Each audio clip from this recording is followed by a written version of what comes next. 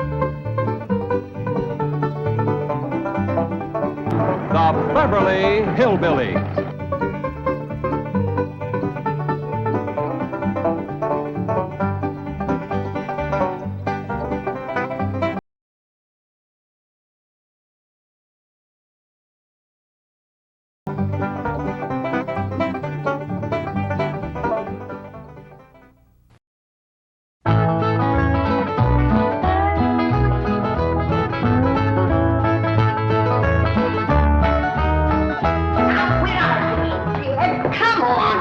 A lot of darn nonsense.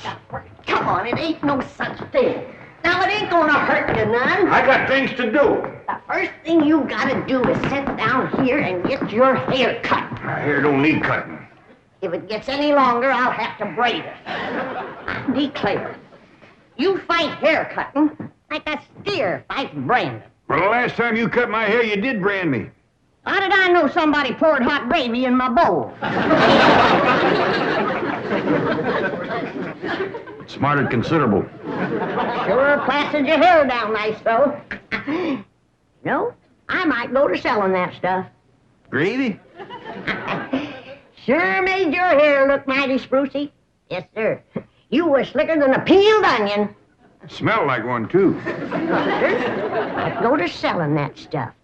I could put an ad in one of them catalogs. If you want the girls to stop and stare, put Granny's gravy on your hair. All right, Granny, come on. Let's get on with it. Hey, Uncle Jed, you're getting your hair cut. Thanks for telling me, Jethro. Oh, that's all right. Furnace, Jethro. What's going on? Is there going to be a wedding or something? I could be the way that Sonny Drysdale is a sparkling Elly May. Oh, he's with her right now, up by the cement pond. I better get right out there and keep an eye on him. Now, you sit still and leave those young'uns alone. Can't you remember how it was when you was a boy? Yeah. I better get right out there. It's broad daylight. And besides, they swimming. No, they ain't.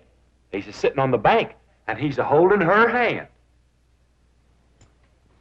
What an interesting hand you have. I see a man, a handsome Harvard man. Where? Right there on your heart line. Oh, that's just the one I got from picking up toes.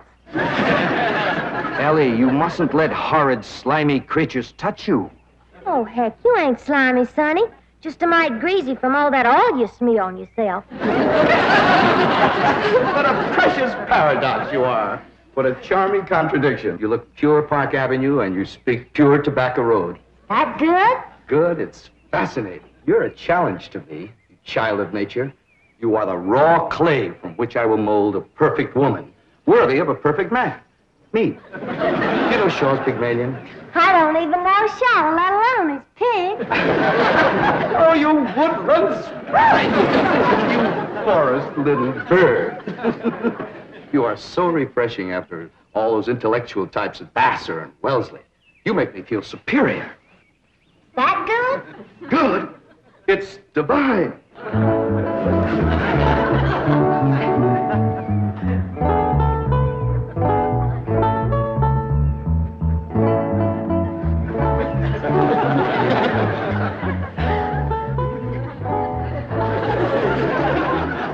I am Caesar.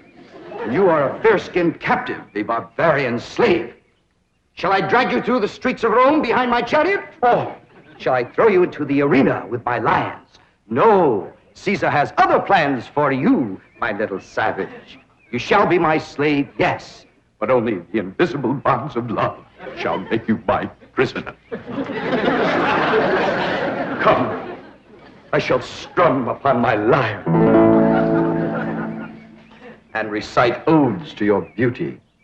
What say you to that, fair maiden? How speak you now to mighty Caesar? I declare, Sonny, you're more fun than a bucket of tadpoles.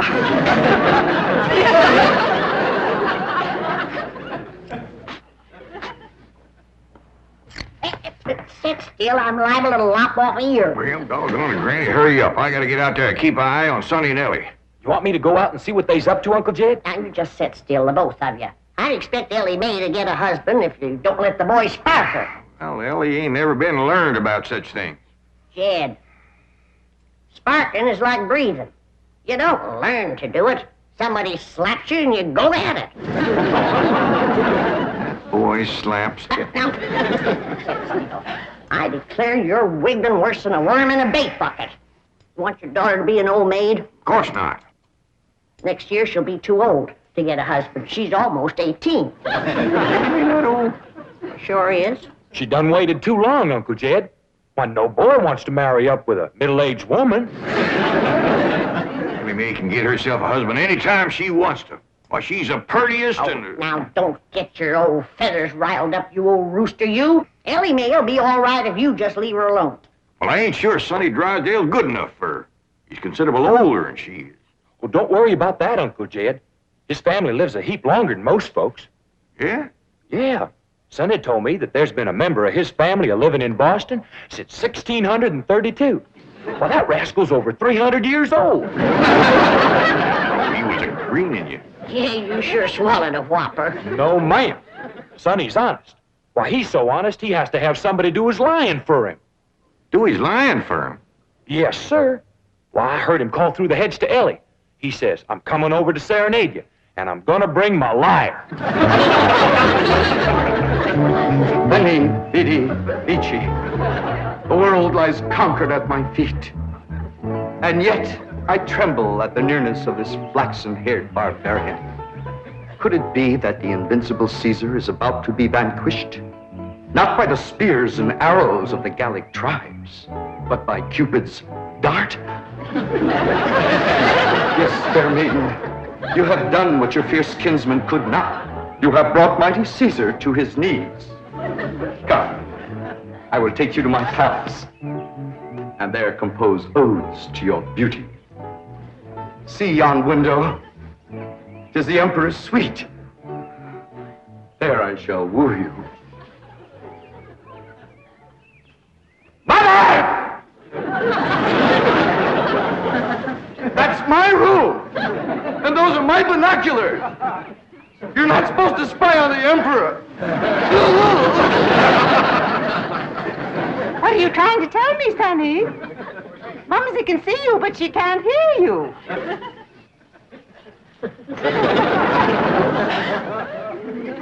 Yes, darling, Mumsy is watching.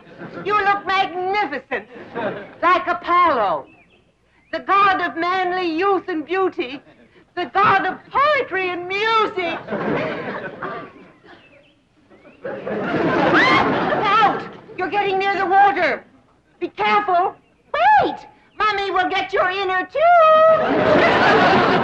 Come, fair maiden, and I shall sing of your golden tresses, and your azure eyes, and your skin of alabaster, and your other charms that set me aflame. You mean you really burn it? Yes, dear one, and only you can put out the fire. Okay.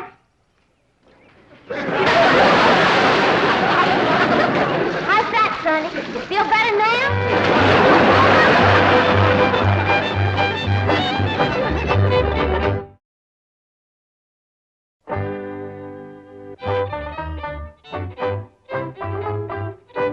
All right, Jethro, you're next. Oh, hi, Elly May. Where's Sonny? Well, he run home to his mama. You didn't throw him down and hurt him again, did you?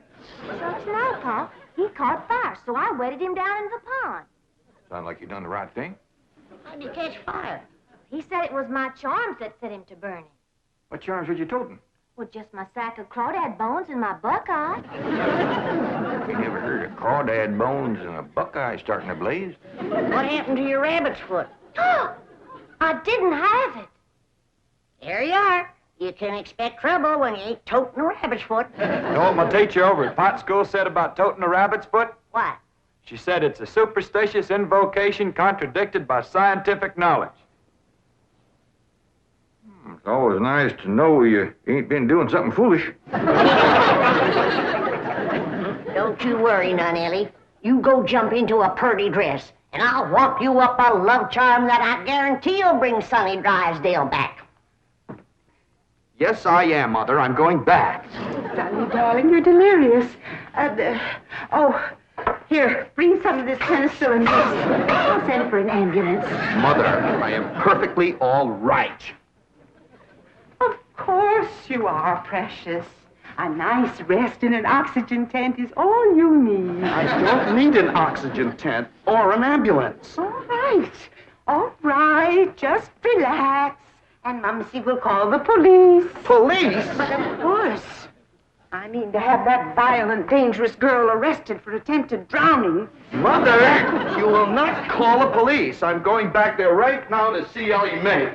Ah, darling, that's very brave of you, but you're in no condition to make a citizen's arrest. Mother, I'm not going to arrest her. I want to help her, to work with her, to tutor her. What? She's like a wild, wonderful jungle cat, and I'm going to tame her. Honey, you are delirious. I'll call the doctor. Mother, mind is made up. That girl needs me. For the first time in my life, somebody really needs me. I need you. The whole world needs you. Elly May Clampett needs me, and I need her. I'll be her Pygmalion, and she'll be my Galatea. Sonny, you're not becoming emotionally involved with that creature. She's not a creature, Mother. She's a girl. A wild, wonderful, beautiful, ravishing girl. Yes, I am becoming emotionally involved. I forbid it. She's not socially acceptable for my baby. Mother, I'm not your baby anymore. I'm a man in search of a woman.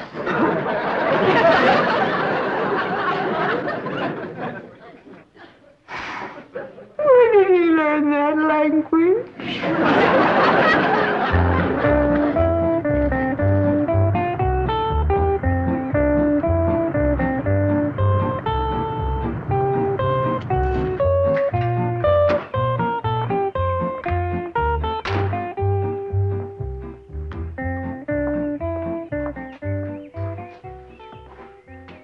Hello, Duke. You noble veteran of the chase. Are you homesick for your forest paths and mountain trails? You look like a cashier waiting for the bank examiners to arrive.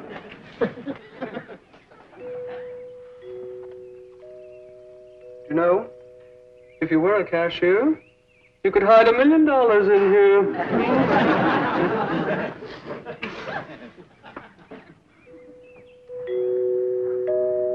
There goes that music again. Did you ever find out where that's coming from? No, sir, I didn't. Every time I went to looking for it, somebody always come to the door. This time I'm gonna find it for sure. You see? Oh, bonjour, Jethro. Oh, howdy, Miss Hathaway. No. When I say bonjour, Jethro, you say bonjour, Mademoiselle Jane. Now say it. Bonjour, Mademoiselle Jane. Bonjour, Mademoiselle Jane. That's very good, except for the mwah sound. It must be soft. Mwah. What? No. Watch my lips closely. Mwah. Try that. What? Try it again. What? Well, that's closer. Try again. What? Once more.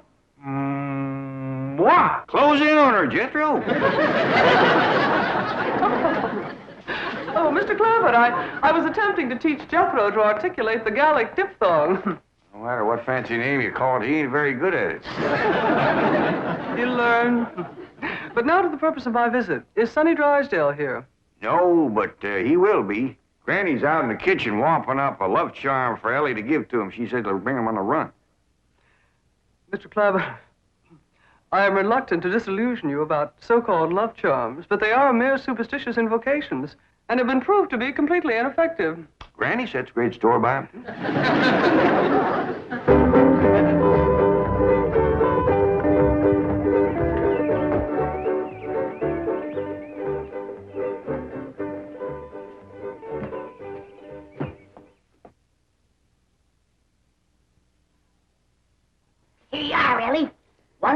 guaranteed love charm. Guard it with your life.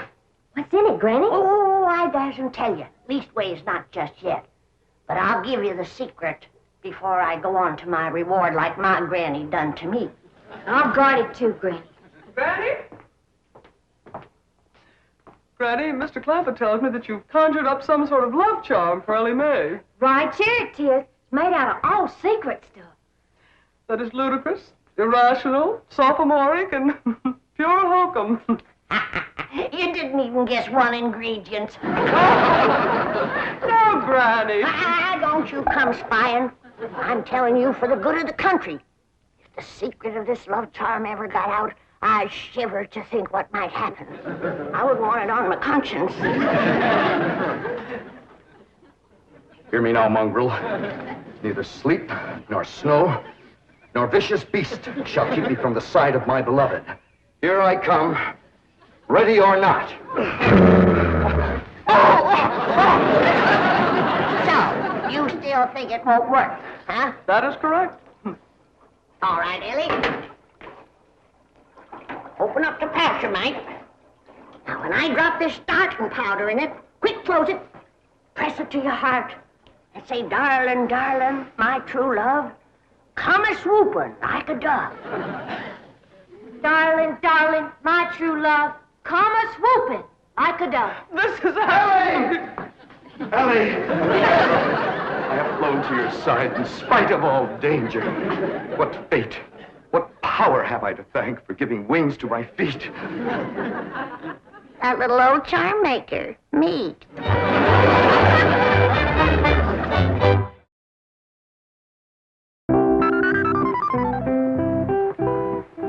And now we shall begin the transition from Tobacco Road to Park Avenue.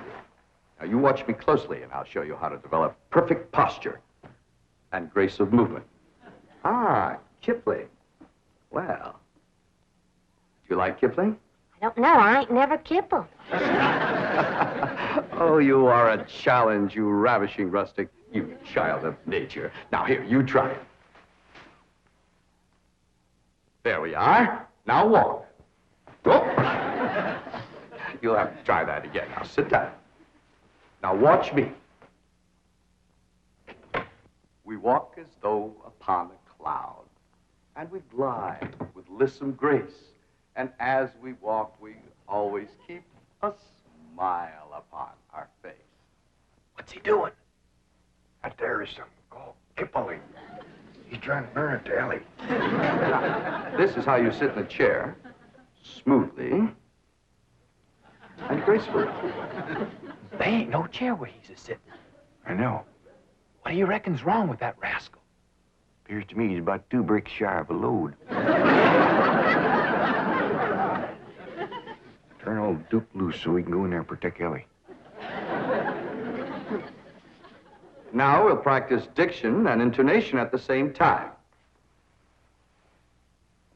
How now, brown cow?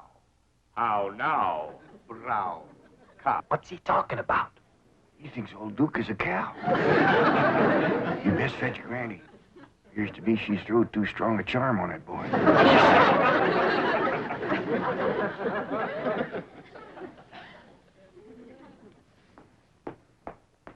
There you are. One guaranteed charmer. Now, you hold the bag while I sift in the starter. I know this is all a lot of absolutely ridiculous nonsense. Please hurry. Darling, darling, my true love, come a-swooping like a dove. I better open this door before he busts it in. Miss Jane! Here he is. Granny's love charm is too strong. Don't fight it. It's bigger than both of us. Circled on me. Granny, come quick. The love charm you throwed on Sonny Drysdale was too strong for him. Thank you, Granny. How now, brown cow? How now, brown cow? How now, brown cow? How now, brown cow? How's it going, Uncle Jed? Bad. Now he's got Elly believing old Duke is a cow.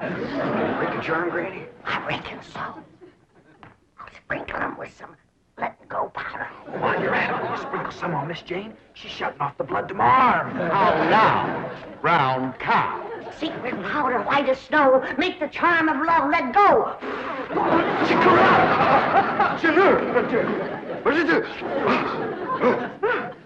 The spell is broken. Now, please, everybody listen to me. I must have complete quiet and concentration if I am to transform this bucolic beauty into a sophisticated debutante. Now, I have studied drama at Yale, Harvard, Princeton, and Dartmouth, and I am probably the only living man who can accomplish this difficult cultural metamorphosis in the brief time available. Now, everybody please go while I transfuse into this simple, untutored mind the charm, the polish, the splendor that is Sonny Drysdale.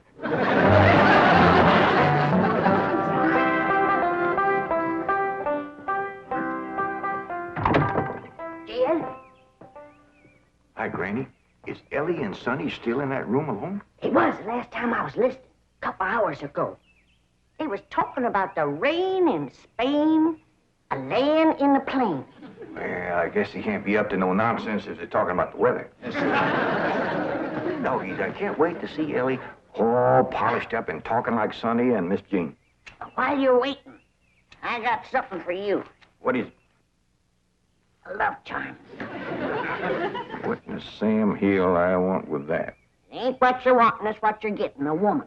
And it's high time you got one, being a widower. Besides, the moon is right. That's why this stuff is working so high-fired powerful. So here. Well, I ain't interested in none of these la-di-da Beverly Hills women, so here. Well, they're interested in you, so here. Who said? Jethro says. Jethro don't know nothing, so here. I reckon Jethro ought to know what's going on in his own school. Besides, I saw her making sheep's eyes at you, so here. You caught who making sheep's eyes at me? Mrs. Millicent Schuyler Potts, that's who. Oh, now. You did? Educate a woman like that? Jethro says she asks for you every day. Oh, what she want with an old mountain goat like me? If I was to put a little starting powder in there, and you was to say the magic words, no woman could resist you. I don't hold with stuff like this. You're scared, ain't you? Oh, I ain't a scared. Then go ahead. I double dog dare you. Well, Open the pouch a mite. Now, well, this is just a lot of doggone nonsense. close it tight, clamp it to your heart, and say the words.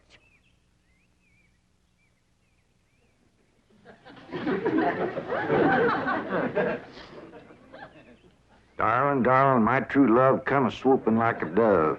Where is he? Where's my dog? It's Mrs. Drysdale. Where is he? Oh, where is he? Oh, I tried to stay away, but I could not.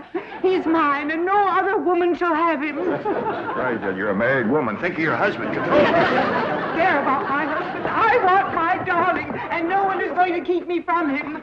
I sure hate to have to do this, but... Sonny, where are you, Sonny? He's inside with Elly Mae. Now, if you just calm yourself down, I'll go and get him. Thanks for coming, Miss Drysdale. Howdy, Ma. Was you a-hollering for me? They brainwashed you.